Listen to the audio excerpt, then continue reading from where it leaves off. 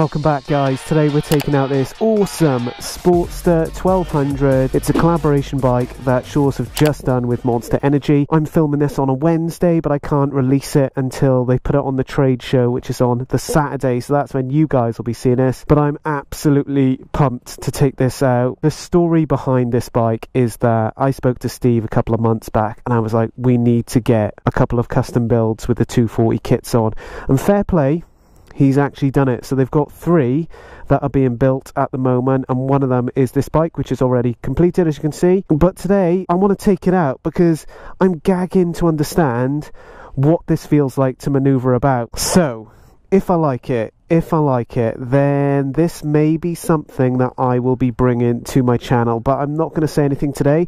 Today's vlog is just about understanding what this bike is like. But before I take it out and give you guys that feedback, let's go into some B-roll. It's going to highlight the features of this bike, and then we can get on with the review. So let's kick it.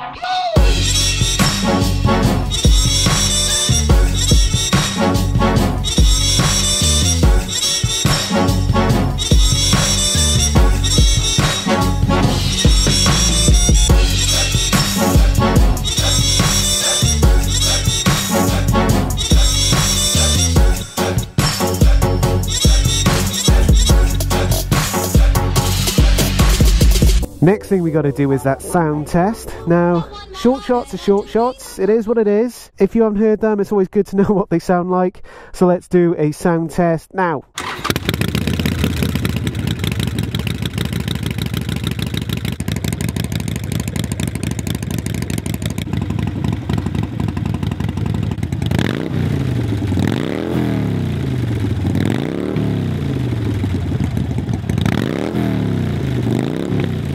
That's it, so it's all done and dusted. Now I'm sure you can see via my GoPro lots of other bikes around here. Now it's a bit of a treat, if I'm honest. I feel like I'm in a motorbike candy store and I want to take everything here. So let me show you the Sportsters. So here you guys may recognise this. This is the Clubman. So this is one of the Battle of the Kings 2015 entry. Beautiful bike. I've actually been on this one. It's a super popular bike. Everyone kind of knows about it. Nice bike to ride as well. And then let's go over this way. Let's stick to Sportster related stuff. I know you guys will be seeing other things. So another one of the Sportster builds. Very nice. Sportster XR 1200. So I've been out on this, and that's a bit of an animal. That's I think it's at least 100 brake plus, that one. Bit of fun. Let's get round here. And then we've got this Rothman's, I think it's an 883, but this is a really nice bike. Lots of little bits and bobs on it. Looks super sick. And then we've got this other Sportster. Very nice, very nice, very, very, very nice. And here's one of the other Sportsters. It's pretty nice, this one. Ding, ding, ding, ding. Very sexy. Let's get on with this riding. Guys, to say I was excited to get on this today is an understatement. I actually could not sleep at certain parts of nights, and I'm actually more excited to ride this than I am the FXDR, so that gives you an idea how much I love big fat things on my rear. That came out totally wrong. Anyway, I love big butts and I do not lie. You women, you can't deny. Anyway, so today's vlog, guys, what we're going to do is just mainly test out the manoeuvrability, because that is the big thing for me. Odds are 50-50. It could be a little bit rough, and it may be not. Sounds nice. Sounds really nice. Let's do it.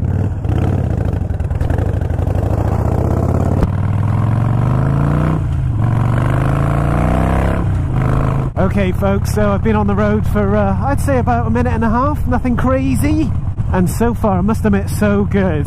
In terms of the bike just being neutral, if you like, and I don't mean in terms of gear selection, I just mean in terms of balance, it's great. It's not like leaning me to the right or to the left. It's really good considering, and actually having a bit of an overtake,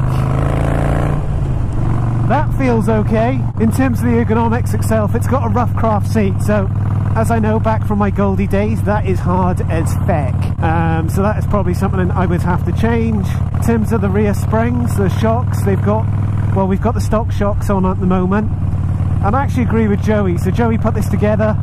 and he was saying himself that the only thing he would change from his perspective is a higher shock, because these shocks are lengthened to the max, so in terms of travel there is hardly any. Forward controls though, it's always a winner with me. Winner, winner, chicken dinner. And then we've got these tracker bars, and I don't know, because I haven't been on this style of bar before, I do feel like I'm really hunched over. I think that's going to take a little to get used to for me, because I'm so used to those high bars or tall boy bars. Because if I was up here, that would feel much better. But it's the lines of the bike there, and I don't think it would work aesthetically. I love that on this bike they've put a Softail LED light on, headlight on. Makes such a difference. Those halogen bulbs are so bad. I just cannot wait till Harley just get rid of those altogether. Here we go, the first part of the test for this 240 rear. It is the roundabout. So guys, we're going to do a 360, and I'm going to work out and feed back to you what this thing feels like. Okay, let's do it. Here we go. Right indicator on, leaning in. I'm keeping quiet for a bit. Guys, I kid you not, it's good. I mean, it is really good. I'm not saying it's like a stock Sportster, but god damn it, I can get low. I can get pretty low. Okay, we've done more than 360, but yes, that is tick. That's a tick for me. All good. That was my biggest concern, would be the manoeuvrability, going round roundabouts, just doing turns in general, and massive tick. Yes. What I want to do next is just open the bike up a bit, turning in, lovely jubbly, drop it down, open it up. Ooh. With that suspension, I must admit, it is bouncing me about a bit, but that was interesting. So what I've learned from this is that, yeah, the rear suspension's definitely going to have to be changed. I'm going to have longer travel. Now with the rough craft seat, it's a real good aesthetic looking seat, but putting it into practice, guys, it is not ideal. It's got a very shiny surface, so in terms of grip, there is no grip on your arse. So when you open the throttle up, even on a 1200, which is not that powerful, you know, you do fly off the back. Overtake it. Lovely jubbly. And again, it's just the seat that I'm having a bit of troubles with. I just think if I get a stock seat and create a bit of a lip on it at the back, it'll keep me cemented in then. And then going into the 40, let's test those brakes, nothing behind me. And yeah, that's the only thing, it is the brakes. They're a bit, well, let's just put it politely, they're not good.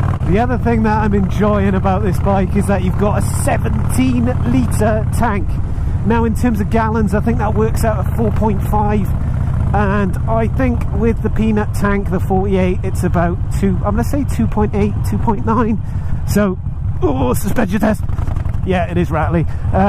So it's a big difference out of the fuel. That's a big complaint that people have, but it's just great that you can customise your tanks and change it all, you know. So tyres wise, we've got the Avons on, which I absolutely love.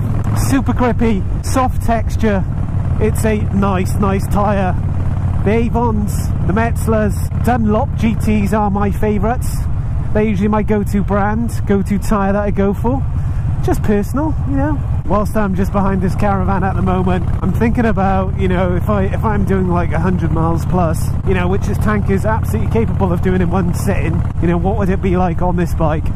And obviously, I think you guys would have sussed it already, it's going to be a little rough as it currently stands, and there's a couple of aspects. So the shocks for me need to think about that, and the other aspect is these bars. Man, it's weird because I used to roll about on Goldie with the drag bars, and that didn't affect me too much, but I don't know if you know, it's because I've been spoiling myself with the other rides, with the M8s and having high bars, that suddenly then transitioning to this, crikey Norris, it's kicking my ass, I'll be honest with you. But in terms of everything else, you know, the handling, it's, you know, it's really good. Just really takes me back to the Sportster days of rocking it around. That is definitely taking me to the end of this review on just how this bike is going to perform with that 240 on the rear. So what are my thoughts?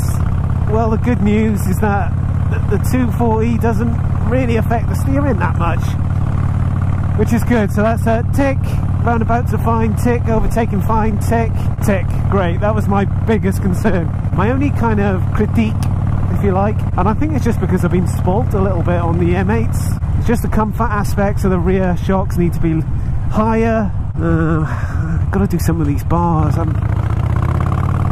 You know, if I'm gonna do this, then they've got to be taller, but is it going to affect the aesthetics, the look of it? I've got to work it out, guys. Again, I'm just mumbling along here, but you can understand my thought pattern. Other thing as well, I haven't shown you, Speedo, located down here. It's, well, I wouldn't have it there, I'd have it up here. Obviously, wouldn't have this pad in, Speedo there, and a little windshield over it, a tiny one, which will look pretty good. But yeah, overall, I dig it. I absolutely dig it. It just needs to be a little bit more refined in terms of comfort. So guys, that is it. That is my review on a Sportster with the 240 rear. Hope you enjoyed. Make sure you give it a thumbs up if you like it. Hopefully it's helped some of you guys. You're looking to get a big back end, you know. This will give you a bit of steer on how it operates. But as always, guys, make sure you stay safe. See you in the next vlog, which hopefully will be the I was going to say the diner then, which will be the Softail Street Bob. Lots going on with that. I have put a little post up on Facebook, but just to give you an idea, Roland Sands Design have got involved, so expect a lot more things going on that bike and expect it to be loud. But anyway, I'm waffling, guys. Take care, all the best, Motonewbrider. Peace.